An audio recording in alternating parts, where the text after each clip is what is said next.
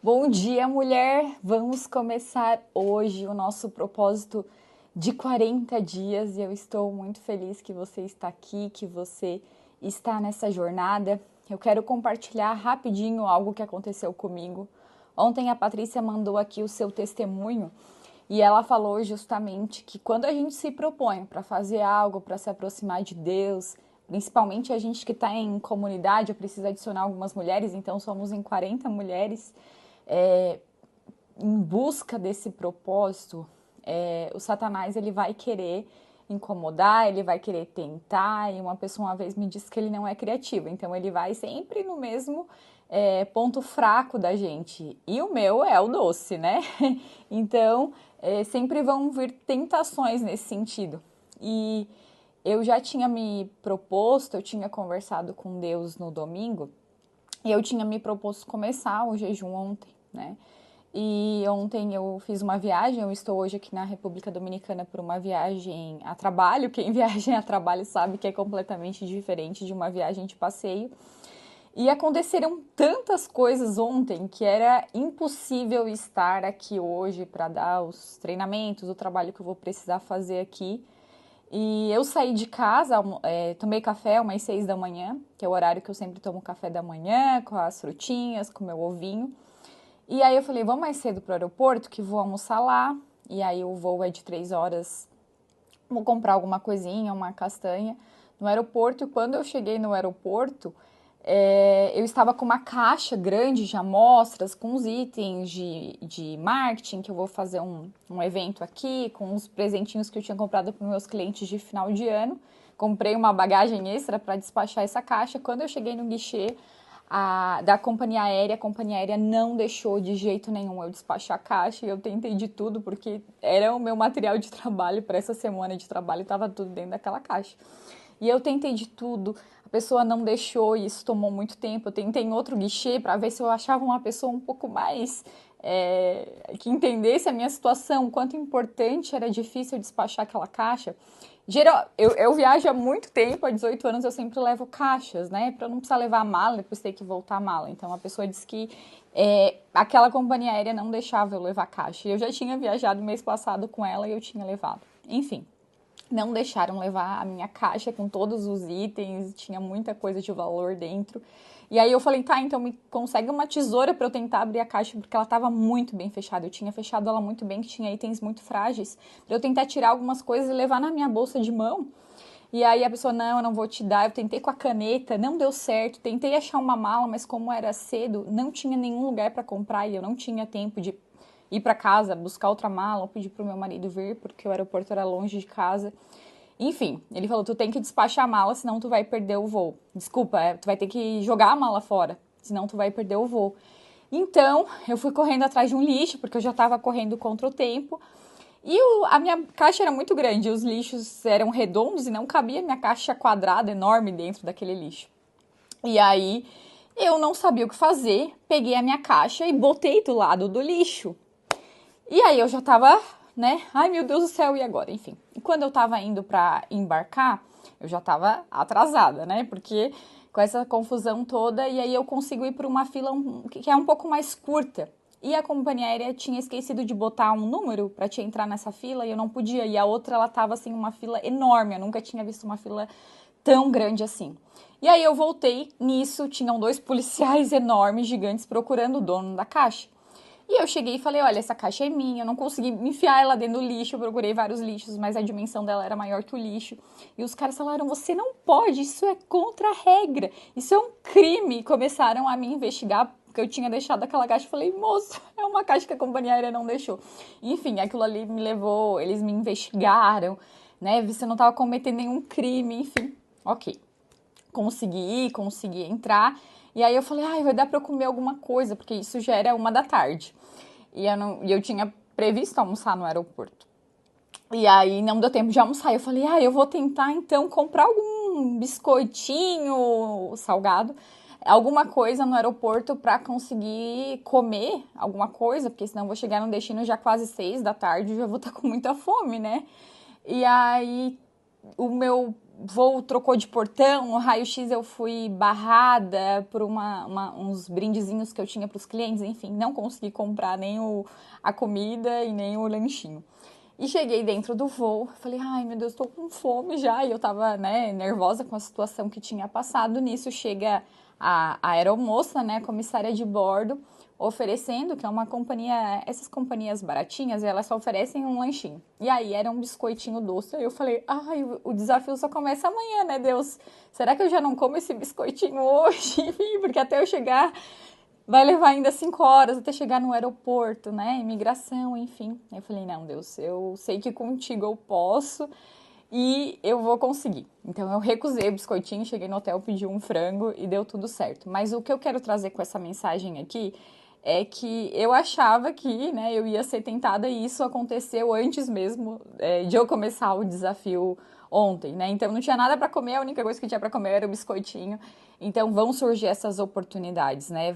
Os nossos planos, eles fogem do nosso controle. Eu tinha previsto almoçar, comprar alguma coisa e nada deu certo.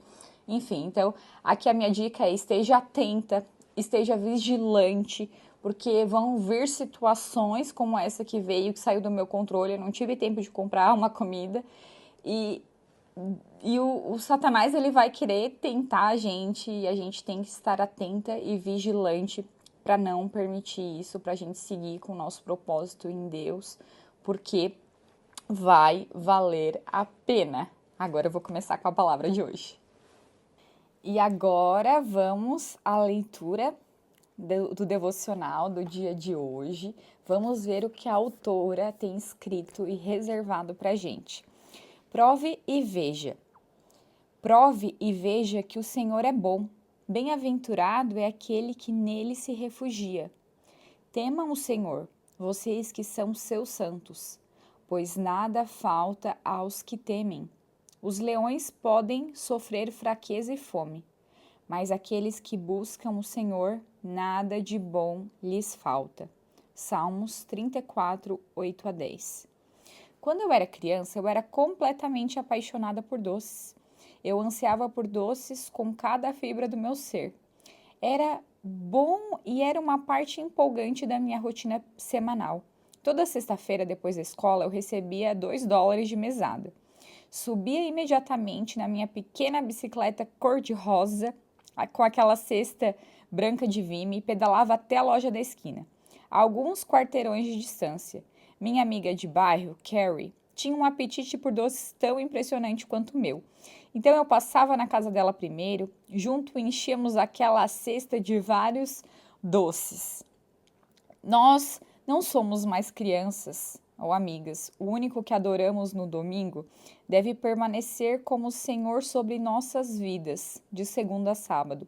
Somos homens e mulheres agora maduros, que fomos convidados pelo próprio Senhor a provar e ver quão bom é a semana toda. Ele nos convida a correr para Ele quando estamos tentados a correr para a loja da esquina. Foi isso que aconteceu no voo. Eu queria aquele biscoito, mas eu falei, Senhor, vou permanecer em você. E Ele me ajudou e eu não senti mais fome. Passou a minha fome. Seja para pegar um doce ou pegar uma garrafa de vinho. Podemos correr para Ele em vez de correr para os recessos da nossa despensa. E podemos correr a Ele e encontrar refúgio nele quando estamos tentados a nos esconder atrás dos nossos telefones nas redes sociais. Seu convite nos chama para fora de todos os nossos hábitos e vícios imaturos, seja abusando do açúcar ou maratonando séries na Netflix. Deus nos chama individualmente dizendo, prove e veja, esconda-se em mim, que eu seja o que você procura. Todos os outros seres sofrem com fome, mesmo o leão, mas não a humanidade. Não eu redimi a humanidade. É absolutamente possível ler a Bíblia, jejuar e fazer uma oração, sentir-se convicto e ainda assim escolher permanecer inalterado, longe do Senhor. Longe de um Deus fiel, um Deus que promete fazer todas as coisas novas para nós. Estamos prontos para construir novas memórias, memórias de correr para Ele quando estamos felizes e correr para Ele quando estamos tristes. Temos corrido para as coisas erradas por tempo demais. Talvez você tenha lido a Bíblia e acreditado na promessa que Deus é bom, mas quão melhor seria realmente você provar a sua bondade por si mesmo.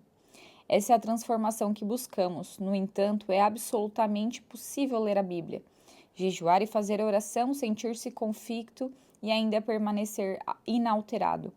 A transformação não é automática. Você precisa colocar aquilo que você lê em prática. Eu sei porque aquela menina que andava de bicicleta até a loja da esquina na sexta-feira também se sentava em um banco no domingo. Aqui está o que eu descobri. As mensagens de domingo de manhã nem sempre influenciam os hábitos diários das nossas vidas. Somos ensinados que Deus é o único que pode nos salvar, que Ele é o único que pode nos satisfazer, que podemos provar e ver a sua doçura e absorvê-lo como um pão diário. Mas então subimos em nossas bicicletas metafóricas e pedalamos até a loja para qualquer outra coisa que prometa preencher nossas cestas, nossos corações e nossas vidas. Entrar naquela esquina, naquela loja de esquina toda semana, o sino na porta anunciando nossa chegada, era um ritual feliz para mim. Aqui nos Estados Unidos, geralmente nessas lojinhas menores, quando você entra, toca um alarmezinho para a pessoa dona do comércio saber que você entrou.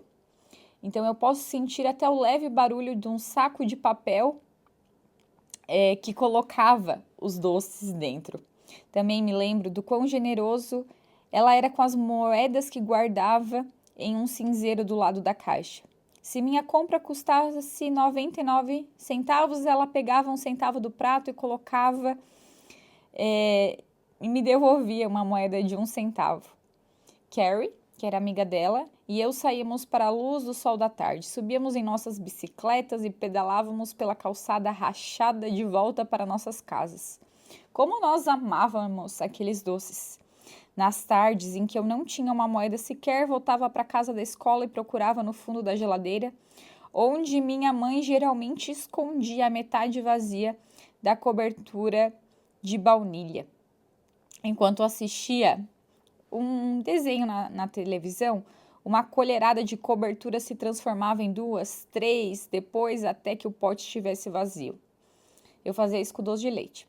Como ambos os meus pais trabalhavam, eu tinha uma chave pendurada em um cordão ao redor do meu pescoço. Como uma criança de chave, eu tinha muito tempo sozinha para fazer escolhas pouco saudáveis para mim. Não me interpretem mal, não estou culpando meus pais pelo meu vício em açúcar. Há muitas crianças que aprenderam a escolher seu açúcar na gaveta inferior das suas mesas, sobre um papel forrado e uma coleção de borrachas em formato de coração, com mamãe e papai apenas descendo do corredor. Por que eu estou compartilhando tudo isso com você? Porque eu preciso lembrar de onde vim e onde cheguei. Vocês também, as guloseimas que amávamos e as memórias que temos atadas a elas. Todas as memórias que nós temos atadas, aqueles momentos felizes com o doce, eles têm muito de nós hoje aqui. Amamos nossos doces por muito tempo, mas agora estamos finalmente prontos para amar mais de Deus.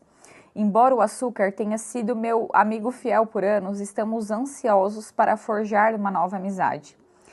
Eu mesmo e aqueles que vêm a mim, que provam e vejam que eu sou bom para eles, não lhe faltará nada de bom. Querido Senhor, eu tenho uma longa jornada com açúcar. O Senhor sabe disso. O Senhor estava lá quando meus hábitos, quando eu era criança, foram formados, mas esses anos ficaram para trás agora. Meu fruto com o Senhor, no entanto, se estende para sempre. Por favor, me ajude a dizer a Ti, ao meu novo hábito. Ajude-me a correr a Ti para que eu possa provar a Tua doçura e permitir que Tu satisfaças todas as minhas necessidades. Em o nome de Senhor Jesus. Amém. Tenha um excelente